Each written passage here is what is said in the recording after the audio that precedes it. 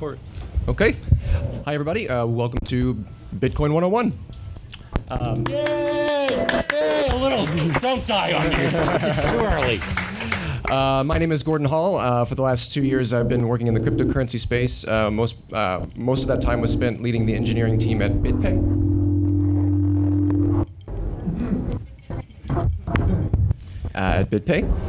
And then until very recently, I joined ChangeTip. So I'm here to answer any questions, and we'll kind of turn this thing into a Q&A after we do introductions here. And my name is Peter Friedman. I'm here. I've done a couple of sessions on Bitcoin, and we're here to answer any questions you might have in regards to the Department of Treasury, the IRS, or any other tax agency, and Bitcoin. Which means all the questions are going to go to him, right? I knew this. So I'm curious, how many people in this room have Bitcoins or have bought or sold Bitcoins? Okay, wow, so this is interesting. How many people are here because they have little to no idea what a Bitcoin is or how it works? Can you talk more in the mic? Bring it closer. Sure, yeah, sorry. How about, is that good? Can you hear me in the back? Better? Louder. Okay. All right. Okay, so we'll kind of do a crash course, Bitcoin 101 real quick, and we'll go from there. So what is Bitcoin? So Bitcoin is two things. It's a payment network. It's a decentralized payment network, and it's also the unit of the currency that is transferred on that payment network. So what is a decentralized payment network? What does that mean? It means that it's not governed by any central authority. So when you think about the way that fiat or traditional money is created, it's printed and issued by a central party. The bitcoins that are created on the Bitcoin network are not issued by a single party. So it's done. It replaces the government with basically math, and we can get into a little more detail with that. So, Peter, do you have anything that you want to go ahead? Right. The only disclaimer, some people may think that Bitcoin is a virtual currency that you don't have to pay income tax on and have these great amount of transactions, and kind of like the Linden dollars, where the woman in Germany became a multi-millionaire because she sold virtual real estate with Linden dollars. Bitcoin is a virtual currency. If you buy and sell, there is a tax effect. So we're not governing, we're giving you a disclaimer that it's taxable. We're not advocating don't pay your taxes, don't report transactions. Peter's advocating that. I'm advocating that. It's recorded. Oh, you're right. I'm sorry. I'm already on the list. You're already on the list. So, okay, so pretty much, all right, I did my disclaimer. You can go ahead. Okay, so I think this kind of probably work a lot better to get an idea, because you guys all probably have varying understandings of what Bitcoin is. So why don't we just go ahead and start with some questions? What is it? How do I? Anyone have a question? Right there. Thank you very much. And since it is being recorded, I apologize. Could you wait for the cue? Yes, I can wait for the cue. And I appreciate it. Speaker. Okay. So it's just a basic question. Let's say I want to get Bitcoin. How do I get a Bitcoin? That's a great question. So I guess the answer to that question is one part of the answer to that question is, how do you get regular money? So you work, or you get a paycheck, or you sell goods and services. Those are all ways to get Bitcoin. There are places online that you can find where you can trade goods and services for Bitcoin, but most typically people will buy from an exchange, which acts very much like a stock market, if you think about that, where people are buying and selling Bitcoins on one of these exchanges.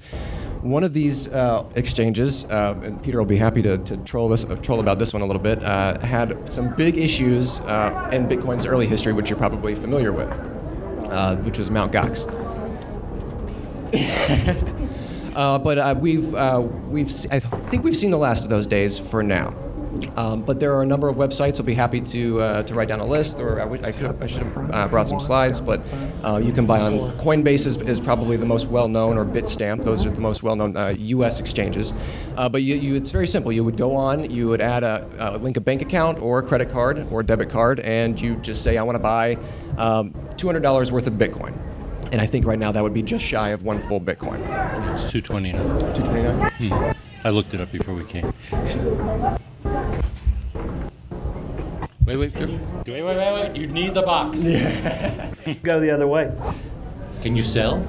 Yes, absolutely. Yeah. I'm somebody that's really new to Bitcoin. I just started like a couple of weeks ago, and so I'd like to reference that question too. The first thing you need to buy and sell, trade, is you need a wallet. That is correct, yes. And so you can get a wallet online through a website, or you can download an app on your phone. Yeah, so that's a great question. So there's a number of different ways to store Bitcoins. So with that question, let me just back up a little bit and talk about what it means to store a Bitcoin, because I think that part of the difficulty I had early on in understanding Bitcoin was I kept having this mental notion of some data that represented a Bitcoin, like I can open up a Bitcoin file and here's my Bitcoin. But it's important to understand that there are no Bitcoins. There are no digital representation of the Bitcoins themselves. Bitcoin is a distributed ledger, right? So it's inputs and outputs. It's just transactions. So there's no, you can unlock or basically claim the funds that were a part of a given transaction with a key that you get when you create your wallet. Or a paper wallet right there, very good. So there's a number of ways to store the key that lets you unlock this value on this network. Coinbase and blockchain.info are both online wallets. So you can have, much like your bank account, you can go online and you can add an email address and probably some KYC information for tax purposes, or for what they have to collect for regulatory reasons. And your Bitcoins are stored on a server that is controlled by that website. And then if you want to withdraw them or send them somewhere else, you can do that. That other place that you might send them would be a wallet that you might run on your computer. So a wallet is a piece of software that stores your key that allows you to unlock the Bitcoins, and also, depending on the type of wallet, can either contribute to the network by storing the record of the transaction history. So this is how the Bitcoin network verifies that you have the money that you have. So the entire network all reaches what's called consensus and agrees that, what's your name? Ed. That Ed has 5 Bitcoins. And if less than 51% of the network says Ed doesn't have 5 Bitcoins, then Ed doesn't have 5 Bitcoins. So this is we can get into that a little more later if you guys like to talk about the consensus mechanism. But let's keep with the basic questions for now. So really basic question: if I'm paying taxes on Bitcoin, hi. Oh, sorry. Yeah, it's like where are you? It's a virtual voice. If I'm paying taxes on Bitcoin, what I liked about Fed was it was more of a barter kind of system, but that didn't quite work out for us all. So if I'm paying taxes on Bitcoin, what's the advantage? Just real basic. Real basic, from my perspective as a tax person, is that basically it's a decentralized ledger. You do not have to run it through a bank. If you basically are doing a transaction and you're doing it overseas to, let's say, a country that takes 72 to 2 weeks to process payment because you have to send it through the banking system, and in Bitcoin you can do it how quick? It depends on how many confirmations you want. So that's another thing, right? So once you send a payment over the Bitcoin network, there are other people who are participating in the network will say, hey, this is a good transaction. And the longer you wait, the more people have confirmed that, and the higher that number, the more likely that it's not going to be double spent or revoked. So right. Yeah. But you're going to do it. You're going to get that transaction done well before going through a centralized banking system. Right. So from my perspective, from a business perspective, doing business overseas, virtual currency beats regular currency, hands down. And by the way, bartering also is taxable, but we won't discuss that. This is a Bitcoin. I'd just like to add one thing to that, which is the fees for the transfer. Obviously, so we haven't touched on that. With Bitcoin, there are no fees with a little asterisk, right? They're very small, fractions of a penny fee. You can choose to pay a higher fee to have your transaction validated more quickly. So if you want to, instant transaction at a cash register, maybe you'll pay a higher fee, but there's still fractions of a penny here. In addition, it's really interesting to when you hear that question in the United States, because it's kind of like one of those first world problems. But if you ask people in Argentina specifically, we have at BitPay we had a team out in Argentina. they don't ask that question. When you talk about economies that have had their currency abused by their government to the point where it's virtually worthless, Bitcoin starts to become extremely interesting to those people, and they don't ask why is Bitcoin important. They just know. Right. And Bitcoin does not get frozen, whereas you could do a transaction in, I'll call it centralized currency for this conversation. You could basically have a devaluation immediately while you're doing it, or you could have a currency that's immediately frozen. So all of a sudden, you're buying a product or trying to sell a product, and you're out your cash. You're not out your Bitcoin. One thing on that, though, is Bitcoin transactions are not reversible. That is correct, but they go one way. Unless there's the transaction itself is not reversible, but that is not to say that if you're working with a merchant that they won't refund you money if you have a dispute. But technology-wise, there is no reversal for a single transaction. Thank you. So where does Bitcoin derive its inherent value from? For instance, the dollar derives it from the power of the U.S. government and the health of our... Actually, the dollar doesn't. It's the dollar basically derives its value based on a market value. All right, and Bitcoin does the same thing. I mean, there's currency traders, and they set values based on the currency exchange rate. All right, that's how centralized systems do it. That's why when you saw Greece going into a major burnout, I mean, why was the euro all of a sudden at 1.6 dropping to 1.1, where basically $1 would buy 1.1 euros, where before the fiasco, you could have bought 1 point, it's a market-based system of value. What is the value of a Bitcoin? What somebody's willing to pay for. Yeah, exactly. That's the perfect answer. Whatever it's determined by the markets.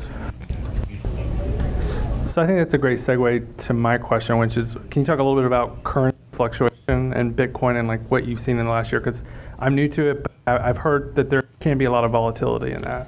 Sure, that's an important question to talk about. So, and it's something that I'm sure that anybody who's heard anything about Bitcoin is thinking about. When I first joined, or when I was first in discussions with BitPay to join, I was very skeptical. I did not know anything about Bitcoin. I just knew that this job was we needed a software engineer, and it was something new, and it was cool. And so I actually ended up rescinding the offer that I accepted initially because I felt like it was a scam. And then I ended up coming back 6 months later because I had seen that the value. And then I think it was November 2013. The price peaked at about $1,300. Yeah, 13. And then it came swooping back down to 649-ish, and right now it's at about, what did you say, 229. And it's actually held pretty steady between 250 or 300 over the past couple of months from what I've seen. So it seems to be stabilizing. What's important, it's important to not get hung up on the height of the value, but rather the stability of the value. And I think we're starting to see that stabilize a little more. I mean, worst story I could tell you about valuation of bit. Oh, it's terrible. I did a lecture here. It was at 90.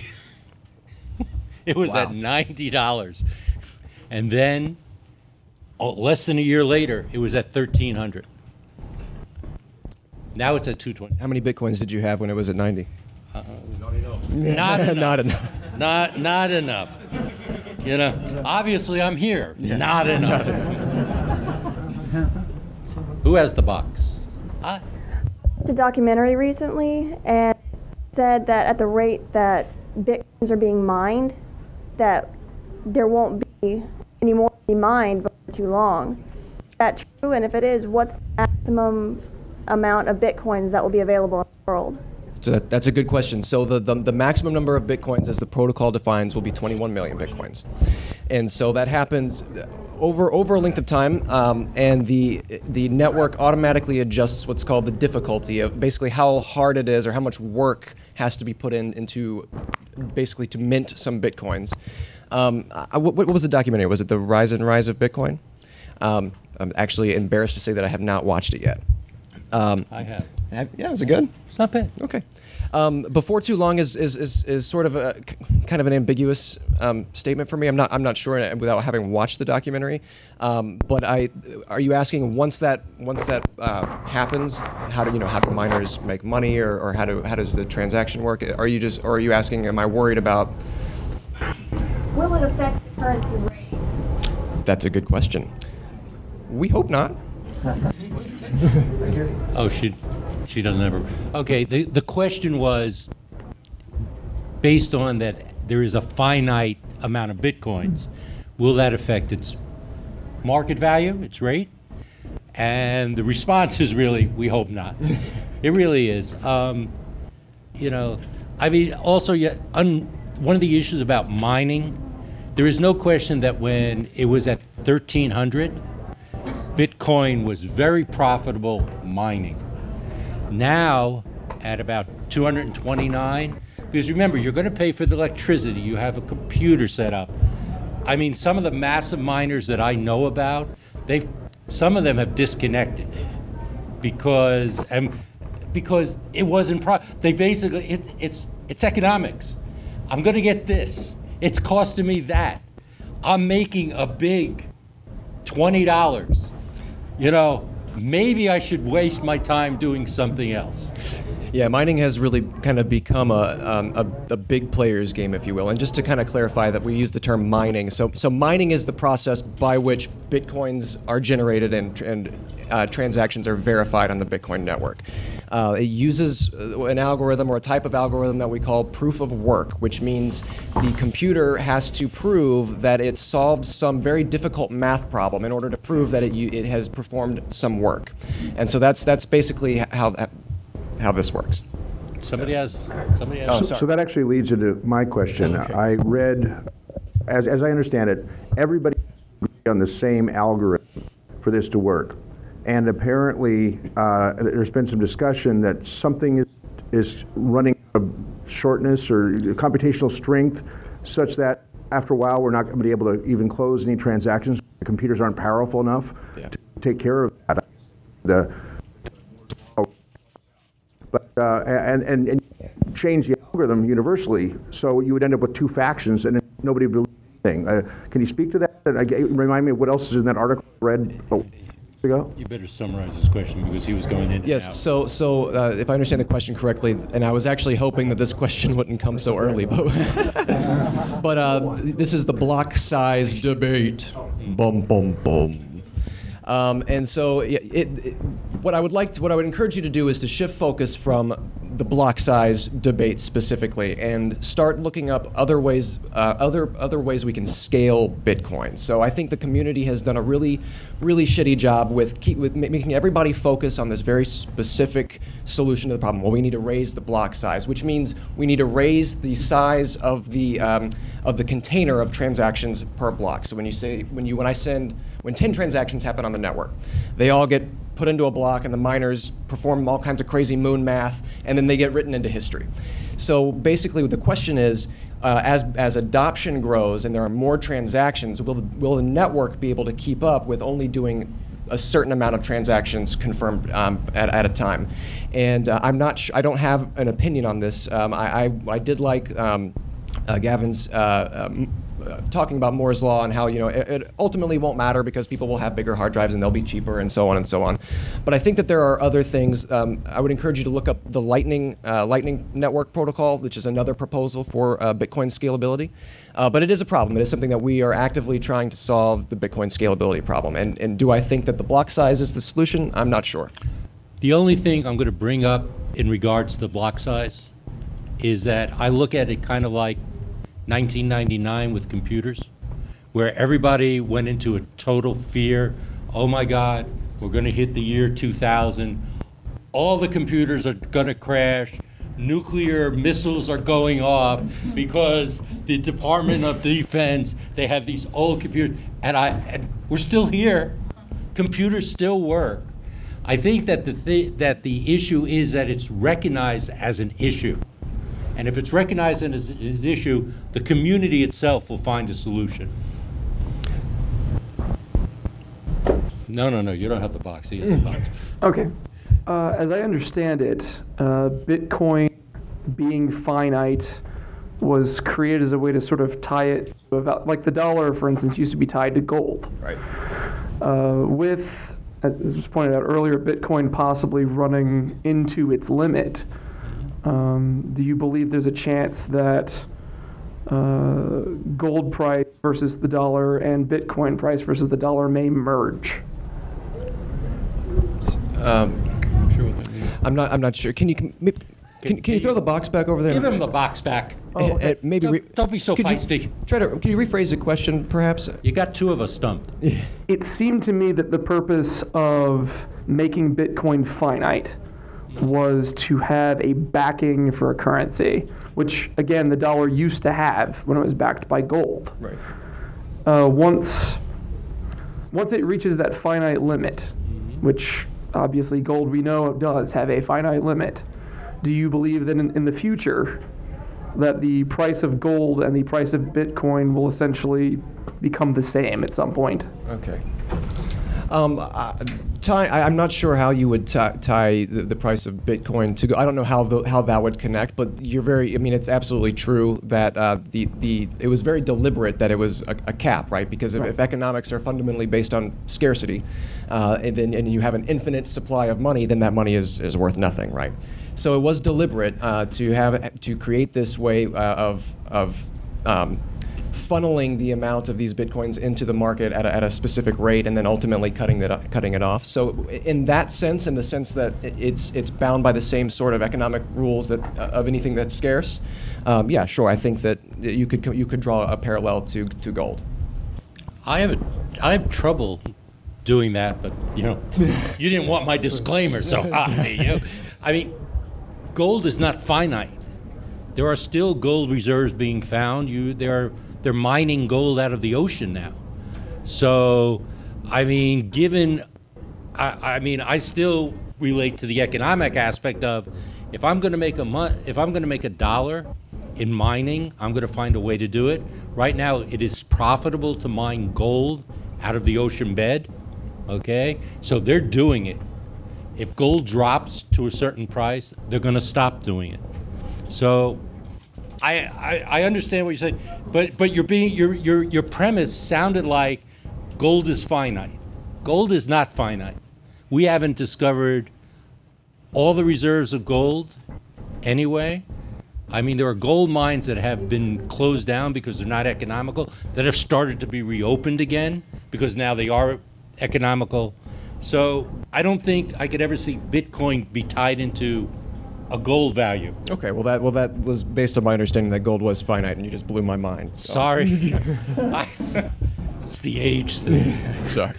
So is there a mechanism if you buy Bitcoins in order to get your money back out of Bitcoins into US dollars? And if so, how is that tracked by the banking system or the government? That's a good question. It depends on if you want it to be. He didn't say that. So I'll answer the question. So if your funds are stored, if your Bitcoins are stored on a hosted wallet, say like Coinbase, and you want to withdraw them to your bank account into USD, Coinbase obviously they're required by law and by various regulations to report that transaction in some way. So if you're using a service, if you're trusting a third party to manage that for you, then the reporting is done. If you and I after the session here, if you sell me some Bitcoin, then it's up to you to report that. Not really. It's actually up to him also. It's a two-way transaction, but it's up to us to report. There, I like that phrase much better. It's up Okay, what I have is a simple question. The problem is that what money is really trying to track is the total aggregate wealth we have in the system. And ideally, and generally consistently, it's always increasing. Now, the problem there, of course, is if Bitcoin is fixed and not expanding at all, then you're tracking the exact same amount of wealth with a fixed counter. Right. I understand where you're going. I don't mean to cut you off. No, that's fine. But the number is fixed. The wealth is not fixed because the wealth is associated with the economic value that is assigned to the coin. I could have 21 million coins. That does not mean that it's worth $21 million. It's worth whatever the market says. So therefore, the only thing is, if all of a sudden I have 21 million right now valued at $229 per coin, if, let us say, that value, because the market goes up to $500 per coin, wealth has increased, all right? It's not the fixation of the number 21 million, it's the market value of the currency. Just like you take a look at a ridiculous thing, you take a look at the markets in China last month. The markets in China theoretically talked about Chinese wealth of a public sector. They lost 1/3 of their value in a month because of the devaluation, because the Chinese market became illiquid. We're not getting into banking law. We're Bitcoin. Jesus. Also, just to add to that, so Bitcoin, they're divisible down to 8 decimal places. So there's a lot of room for tying the price to much smaller amounts. So you can have a fraction of a Bitcoin. Oh, and so I want to bring up one statement. When I was introduced to Bitcoin, it was at a BitCon convention. So if I accidentally, which probably has happened already, mention BitCon, it's because where I was introduced to, it just stuck in my mind. It was a great convention. What can I tell you? So I apologize to the purists that say, he's on the panel, why can't he pronounce it correctly? You should have been at my convention. You'd be calling it the same thing too. Ask Benedict Cumberbatch to pronounce penguin. Well, I was just wondering, like, it's not, I know Bitcoin's not backed by a governmental body, but I was just wondering, is it susceptible to inflation the way that a non-virtual currency would be? So, like, would a transaction with a Bitcoin be the same 5 years from now because it's not backed by a governmental body? If the market value is the same, yes, but the market value fluctuates. Yeah. So when we talk about inflation, I think I generally, at least I associate that with some sort of external party being the cause of such. And so if that being the basis for the change in market value, I would say that Bitcoin is inflation proof. But that doesn't mean that the value can't shift all over the place, since it is directly tied to the market. Hi, I just recently started encrypting my wallets with BIP38. Do you think this is necessary for everyone? I think encrypt all the things, man. That's what I think. All of them. If you can encrypt it, do it. Had somebody through here. Notice nobody's talking. Okay. Yes. Since I believe I understood that Bitcoin has been very volatile versus the U.S. dollar, ranging from, I believe, $90 per Bitcoin to $1,300 and then back to $220, I would ask if there's a mechanism to hedge with Bitcoin, such as you would have with other currencies. Well, first of all, I recognize we're in the United States, all right, and therefore we talk about dollars. The dollar has not been stable. The dollar has been all over the map. If you take a look at it from another foreign currency, and that's what Bitcoin really is. Bitcoin is a virtual currency. It has market value. It goes up and down. U.S. dollar in Argentina goes up and down. Mexico, it goes really up and down because. So the dollar is not as stable. The issue is because we're in the United States, we always talk about dollars. But if you take a look and say, that champagne that I bought from France 5 years ago, I could buy it for $30 US, and now it's $70 US, that's because of the currency fluctuation of the dollar, not the product, because that champagne probably costs the same in France 5 years ago it is today. So it's the market value that basically keeps it in place.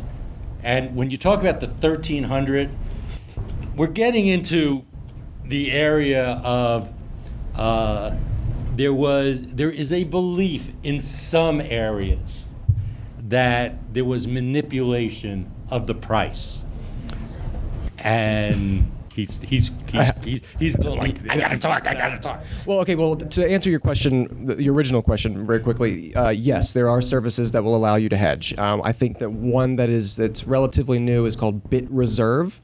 If you, I can write it down for you later on if you'd like that. And you can put it against pounds, euros, dollars. You can put it against anything you'd like. So my question is, I was excited to buy my first Bitcoin, and I thought, what can I actually do with this thing? Can you give the room just a couple suggestions for something that a normal person might use these for? Sure.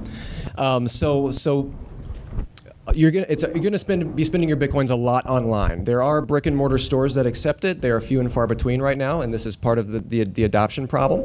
But there's a really great service. I feel like I'm just pitching, I'm like advertising all these Bitcoin companies. But they're called Gift.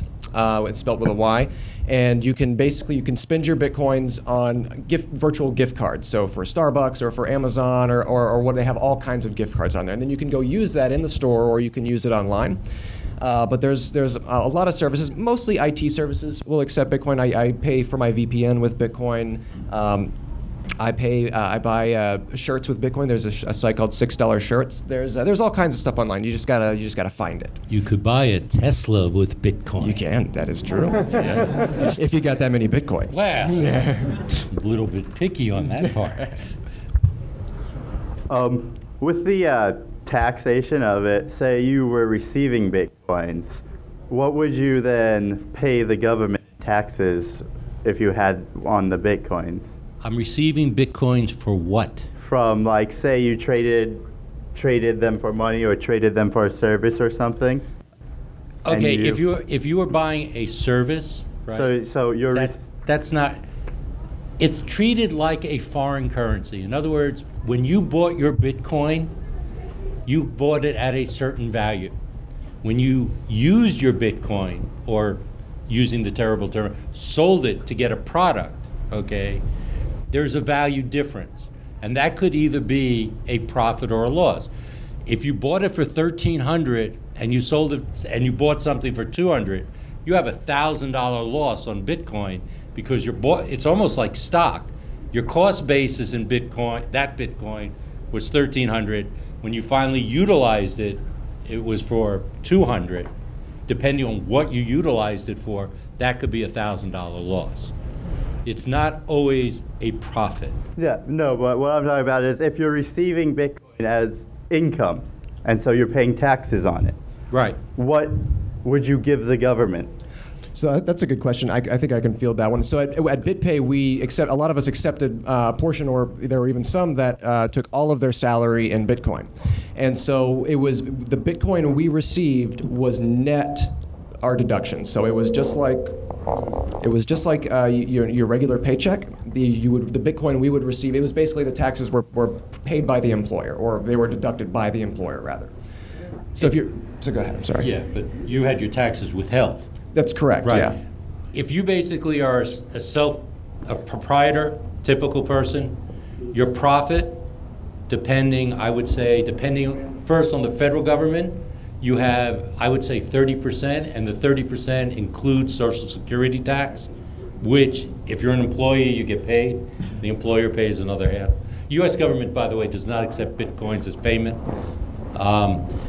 It depends on the state. You can try. You can try. They're not going to do it. It depends on the state what the state income tax is. State income taxes are all. If you're from Florida, you have no state income tax.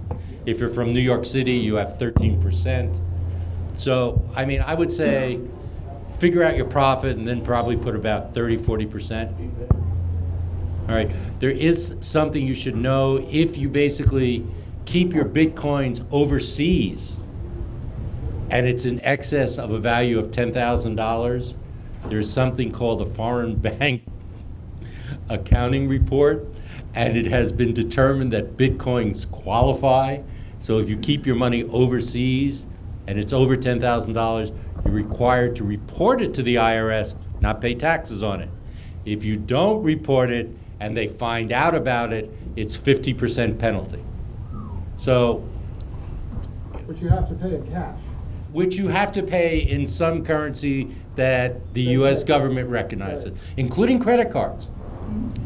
Which incidentally is the only reason the USD has value is because you have to pay your taxes with it. Of course. Oh, hey. Yeah, I was under the speaker. Yeah, we just, How can it be overseas? yeah.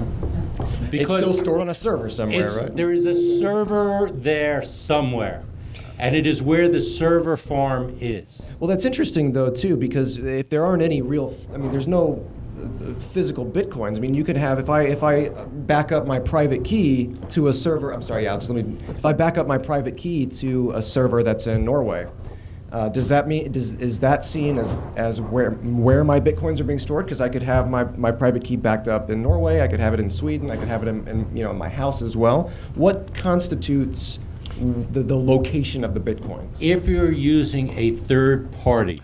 Okay. Okay? If you're using a third party, where is that third party located? Gotcha. Because they have a physical presence, physical establishment. Okay. You know where it is because when you sign up, it tells you, when you sign up with a third party, it states where its address is. Okay, sorry. Oh, being that it's finite, the amount of Bitcoins, when it gets to that number, then mining becomes less profitable. Who is going to make all the calculations for the transactions to confirm all the payments for Bitcoins? What is going to happen then? That is a very good question, and we are actively discussing it in the community. You should join the Bitcoin mailing list.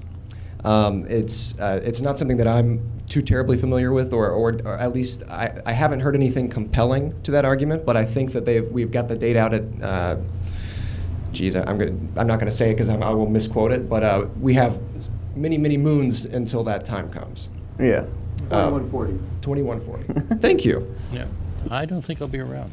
None of us will be around, so it doesn't matter. He'll be around. Me. 2140. 2140. Yeah, Yeah, I'm not going to live to be that old. I trust you. You're young. So there's these things called quantum computers that will be coming out in the next few decades, and with them, conceivably, some evil people could break the encryption that Bitcoin uses, so they could like hijack transactions, intercept them, and like make their own fake Bitcoins, and that they can then pass off as like real ones, which would lower the value because like anyone could then conceivably make their own Bitcoins. How do you plan on dealing with the? So let me say something about quantum computing right now. It scares the shit out of me, and we're all screwed.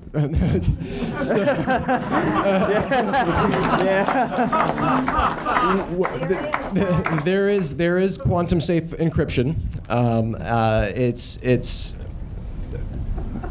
It will break many things, and so that's something that we're going to have to solve those problems sooner rather than later. But the good thing is that we have people who are aware of those problems, and the first step is identifying it. Yeah. And protect our missile silos. Oh, yeah. Okay, so this is way off in the future, hopefully, but is there a way to transfer money instead of having a will to family members using this, where you can avoid some of the tackiness of wills? Absolutely. So, Ed, can you hold up your paper wallet? Yeah. So what Ed has in his hand is basically a private key, which, like I said earlier, is how you unlock your Bitcoins okay? And it's encoded into that QR code. So what? It's encrypted, hopefully. Don't take a picture of it. Don't take it. I'm going to upload it. It's just No, give him a break. He just started and you're ready. So this is basically, I'm sorry, this is the equivalent of cash under the mattress. So you might want to, you could use something like this and put it in a safe and then designate in your will that, whatever's in the safe belongs to so-and-so. Or there's even technology that called multi-signature wallets, which allow you to basically have funds that can only be spent if by certain people or by people who possess various keys. So say you have 3 kids, and you want to say this money can only be spent if all 3 of my kids sign this transaction or basically confirm that it's okay to spend. Those are all ways that you can pass on money in that manner. So. Are Absolutely. we talking about probate? Okay, because, talking about $10 million estate exemption, put it into an irrevocable trust, and you don't have to play this, because the big problem is going to be this. If it's enough money and the person gets it and it becomes identified by the government and that person gets audited, and they basically sit there and say, how did you establish this living? How did you basically put your down payment? And they come back and say, well, Mom left me this Bitcoin number. You're going to have criminal investigative division down there real fast. And these are cute guys. I mean, the criminal investigative division are lovely human beings. They have one minor problem. You have accountants carrying guns. This is not. It's not a minor problem. Yeah. It's not a good thing. So you got to be careful because they do cost of living audits. I mean that's how they catch drug people. Well, maybe to clarify a little bit with your question, what part of the transaction of passing on money to your family is loved ones or whoever it is? What part of that transaction are you trying to make easier? Is it just the whole thing? Yeah. Okay. I mean, we all know about this. I'm just asking the question. I mean, it's either that or where's that island in the Caribbean? It's in all the movies. Cayman? There, right, yes. that one's a lie. By the way, that's a myth. It doesn't exist. No, it exists, but they report everything. Well, oh really? Can Bitcoins be our Grand Cayman Island myth? I'm not sure. You can store them anywhere, I suppose. You can store them anywhere. I mean, you can store them anywhere. The issue you have is disclosing unknown wealth can trigger something. You get the box back there, yes. Speaking to transactions, not employee payments. So I'm a contractor. I know how to bill for my goods and services to my customers in cash money, and I can tell them a rate, and they can wrap their head around that. If I'm trying to introduce my customers to Bitcoin, and I could even do it with silver, I think, more easily. Could you bring the mic up a little to you? No, we can't hear you. I know. I think I could do it with silver easier than I could do it with Bitcoin as far as explaining it to my customers. I mean, how in the world, if I've got a gooder service that I'm trading with somebody on a long-term basis, are they going to have to look at a chart every day to figure out how? Are we going to have to collectively look at a chart every day to calculate what we're going to agree on? Redo our contract every day? No, you're not Mexico. Okay. All right. Thank you. Which, by the way, every contract in Mexico, and that's why I joke about it, is in dollars. They no longer use their own currency to write contracts. It's in dollars. The issue is, if you are writing a contract, you put a value on your service as a contractor. At that moment, it is determined what the value is. If somebody walked in and we're not having a discussion about paying taxes or not. If somebody walked in because you're giving them a cash discount and they lay the cash on you, you know exactly what you have. If they, at that moment, when you get transferred the Bitcoins, you have exactly what you know you were entitled to get. Silver is actually worse because you get, first of all, you're going to have to carry the goddamn thing. This is not exactly a lightweight bullion you're sitting there with. And then where are you going to sell it?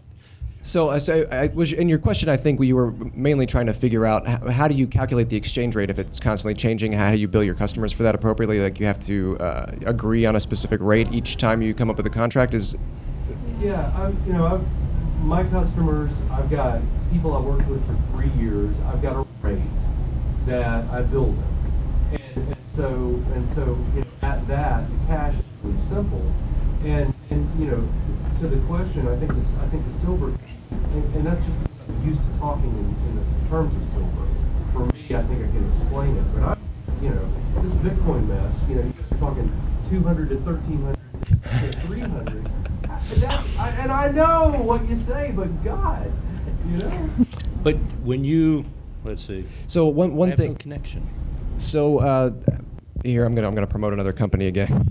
Go for it. So as a merchant, or as somebody selling goods or services like yourself, BitPay is a really great service to use. And it would allow you to set up a recurring billing with your customer at a USD rate. You'd say, I want $50 a month for 10 months. And BitPay will, at the time of invoice creation or the bill creation, will calculate the exchange rate for you, and you will receive either that full amount in Bitcoins, the full amount in US dollars, or fractions of the two based on what you want to do at any given moment. So the idea is you would likely abstract that problem away from yourself and rely on a service to handle some of the complexity there. Who's got the box? So, here. So my understanding of Bitcoin mining is not strong, but as I understand it, you have a bunch of competing computer farms, server farms, nodes working to encrypt, validate transactions, and for some Bitcoin, yay, they win. So that's a pretty monumental amount of computing power that's going on, competing. If you're not part of the node or whatever it was that encrypted that block, then you're out. So would you comment on the amount of energy that is in fact wasted simply to meet the arbitrary requirement of transacting Bitcoin? Sure. I think that this might be solved by quantum computing if it doesn't destroy the world.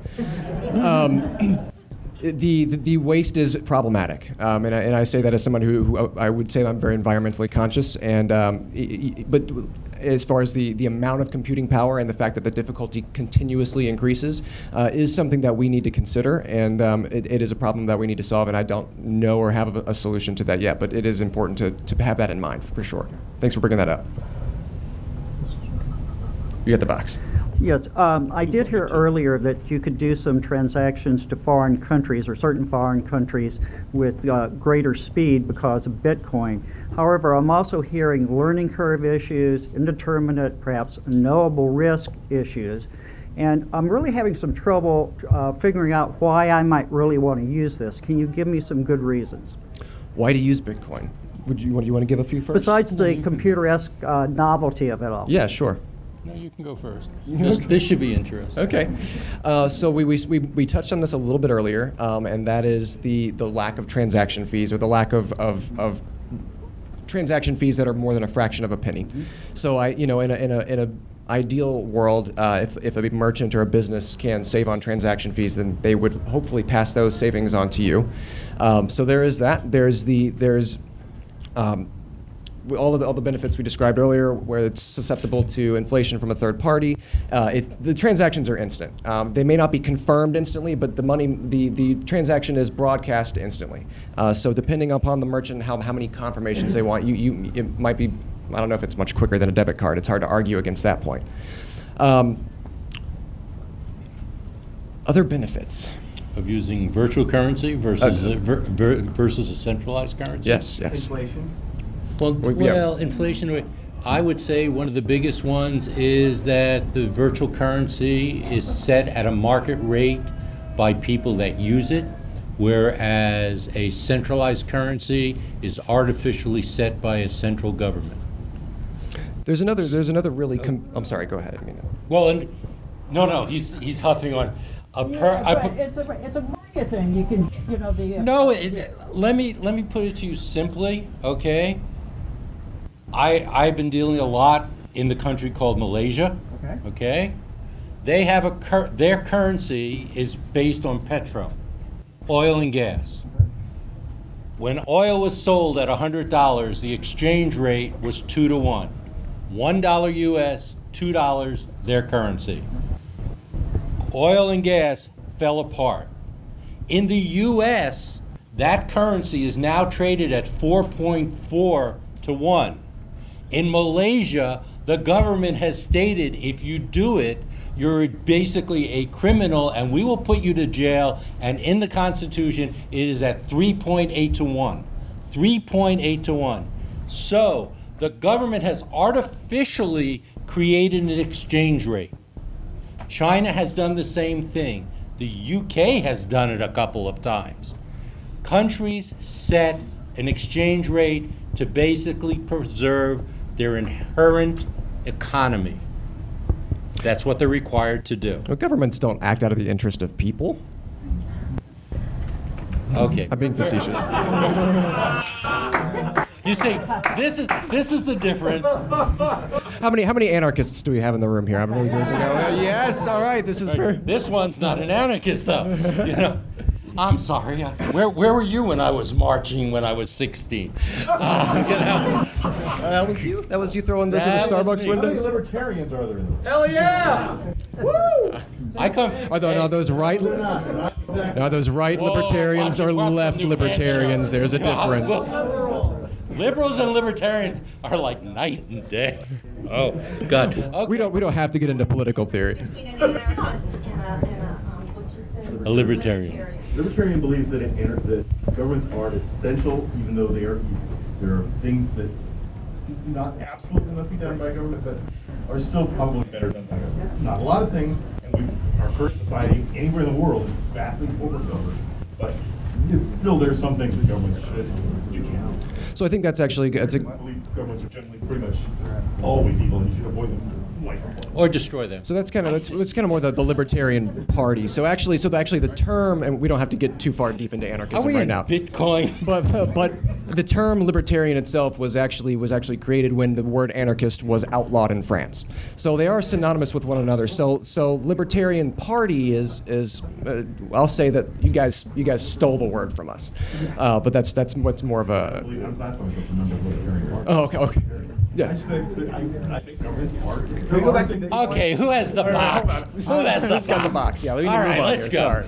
So you talked about how it's a solution from people in countries with bad currencies, but why can't they just do what Mexico did and use the dollar? Because the dollar is a lot more stable than Bitcoin. Do you know politically what it's like as a country to sit there and say our currency is so bad and fluctuates so well that I'm going to use another country's currency? The first politician that says that is usually the first politician that either, depending on the country, will get killed or definitely will not get elected again. It's a tremendous, it's the same problem with euros and the marks, the German marks. You talk to German people and they reminisce about the marks. You know, the Deutsche Mark. And they still every year always talk about coming up with a referendum of, we're going to bring it back. It's national pride. So we got the box right over here. I've heard a lot of people talking about like ways of hiding money and trying to do things under the table, but you also mentioned that Bitcoin has a public ledger. Can you explain how that might prove difficult to do nefarious things with your Bitcoins? Ooh. I can. We are not promoting nefarious things. I'm a CPA. I got too many state licenses here. I don't own enough Bitcoins yet. You know what I'm saying? So it's important to understand that Bitcoin is not anonymous, like many, like you may have been told or may have the impression. It is not anonymous. It is pseudonymous. Is that right? Pseudo. So P-S-E-U-D-O. So the ledger being public is crucial to the functioning of the system because it has to be audited by the entire network. And so you have obviously. Your personal information is not on this network. You're basically given a pseudonym, which is a random string of characters. And we could talk about the cryptography a little bit later if you guys would like that. But for all intents and purposes, it's just garbage that you see. And so, but that garbage can be traced, and it can be followed back because if you reuse the same addresses, we talked a little bit about, if you were in any of the panels yesterday, we talked about metadata, and then was it the PGP and surveillance technology panel? We were talking about how you can pick up just the information of where it's coming from and where it's going to is enough to draw some conclusions from. So you do have to take some steps to ensure privacy if it really matters. So there are services. If you're on the dark, deep web, that will launder your Bitcoins. But this is public knowledge. I'm just saying that it exists. But there's another. Which he does not know the website too. Well, I could recite it, but if you've ever tried to recite an onion address, it's not. Right. It's not.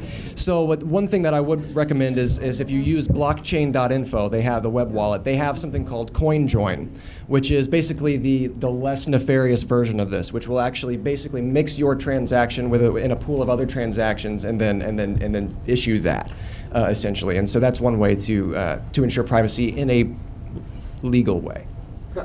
Less nefarious. Just to say that. What is the law anyway? What is the law? What is jail? Oh wait, that's what Personally, I do not look good in orange, but orange is not the new black. But understand there have been nefarious websites utilizing Bitcoin to sell extremely questionable services and product, which went under, they'll never find us. Now, those owners happen to be all in jail now because they did get cracked. Which, speaking of which, how many people in this room believe that Ross Ulbricht's conviction was warranted? We got one. How many people know who Ross Ulbricht is? Wait, now tell him who. Okay, so Ross Ulbricht, also known as Dread Pirate Roberts, was the. Okay, you guys know who he is now? Okay. Yeah. No, tell who. Well, he was the man who was allegedly behind the Silk Road, which was an online underground market. Convicted. Alleged. He was convicted. That is true. He is in jail.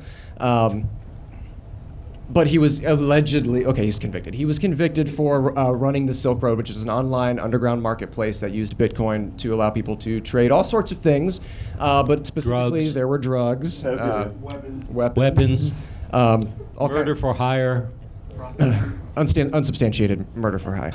Prostitution, no, distance, too much of a distance. Some pedophilia though, wasn't there? It's the dark web, man. It's anything is possible. We should have I think we should do a one on the dark web. We should. We really should. Are we running? Dark web. What's our time? I don't know. We haven't gotten our 10-minute warning yet. How many? Okay, so my 10-minute warning. Yeah. Well, but before we start wrapping it up, we'll take a few more questions. But I would like to say, we'll take your question for sure. I'm sorry, you've been very patient. But anybody in this room who doesn't have Bitcoin, or does, who would like some Bitcoin, we will. Raise your hand. Everybody raise your hand if you want Bitcoin. All right, now, how many of you, pull your hands down if you don't have a Twitter account?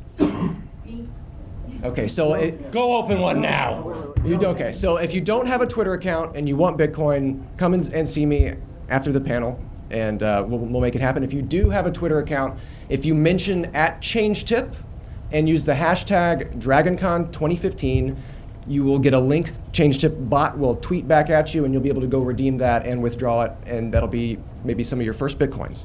Change to CHAN. Yeah, CHANGETIP, and mention hashtag DragonCon 2015. It's Bitcoin. Could be. Yeah. I'm not going near there. Okay. Yes.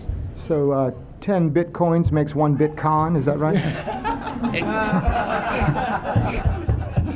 I like it. Yeah. I'm sorry, I like it. People have no sense of humor. Where are the costumes, by the way? Kind of reflecting on what we were earlier saying about governments and currencies, the one thing right now about the dollar is I've traveled a lot, and they take the dollar. You go to Zimbabwe, and their ATMs spit out dollars. Literally. They have no currency. It's actually how they're produced. Yeah, I mean, you can. And I always check when I'm in Zimbabwe, that metallic strip better be there. Oh, yeah. If you get through all the mud, but Right. anyway. Yeah, what's counterfeit between friends? But the what I'm saying is, but the one problem I see with Bitcoin is that everybody in here knows about computers. They get a grasp mostly when you're talking about a wallet, but it sounds like 98% of the planet has access to none of that. So if you have Bitcoins, that's great in certain situations, but you can't, you just can't use them a lot of the time. And that being said, like let's say in the future more people do have access to using Bitcoin, how is that going to affect the value? Let's say 1 million people right now use Bitcoin. What happens when 2 billion use Bitcoin? Well, you just to clarify, you know that one of the largest countries in the world has outlawed Bitcoin because they basically saw their currency disappearing, and that's China. Sure. China basically has outlawed it. That does not mean that if you walked into China with Bitcoins or you wanted to do a transaction in China that you couldn't do it. But I'm saying to you, I understand your statement in regards to third world countries that don't have computing power. Right. Right? You walk down, same thing. You take your Bitcoin, you change it to dollars before you go to the country. Just Sure. like if you went to an ATM, you go to the airport and you go to an ATM and you exchange, Right. if you're with euros to dollars. Yeah. So then, and that being said, are you suggesting that Bitcoin is just an alternate but not a future replacement?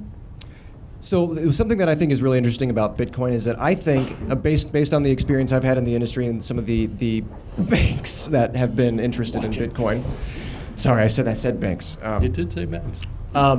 Ultimately, the way that I see Bitcoin integrating itself into society in the future will be, you won't even see it. It'll be what the banks will be working together, and they'll be using Bitcoin underneath their system. So you won't even have to know what a Bitcoin is. You won't have to know why it's important, but you'll be using it irregardless. And so I think that in the future will be. That'll be what it'll be like. It'll be just completely transparent. And I actually agree with that. Can we throw the orange box back here? I think we got time for one more, maybe. Right back there. He's all the way back there. Scott, you heard about the dark net, right? How everybody wanted to have a lecture on that one. Of course, I don't want it taped or anything like that, but go ahead. So you said earlier about it being divisible down to 8 digits? 8 decimal places. 8 decimal places, yeah. Yes. With coin loss, how are we going to handle that when, there's... Coin loss. Can you clarify what you mean by coin loss? What? I start a wallet, I get a coin, I lose the wallet. I'm an idiot, I don't back up, who knows? They're gone forever. Gone forever. Right, they're gone forever.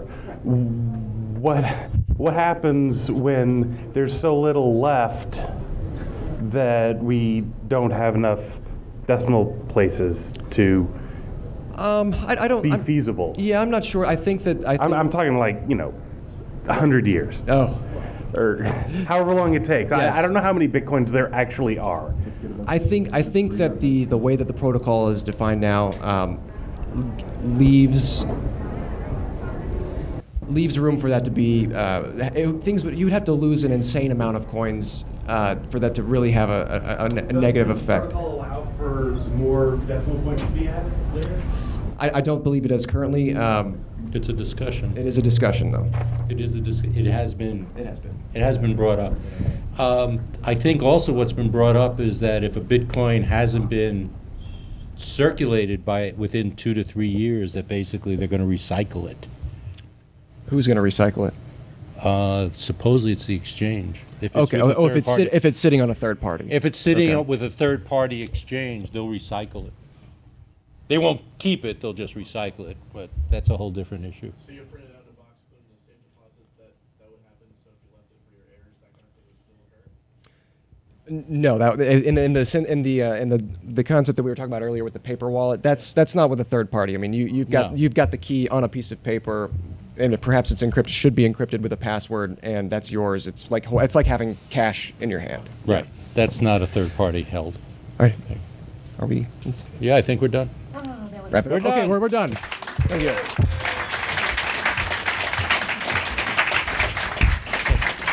Everybody go to him.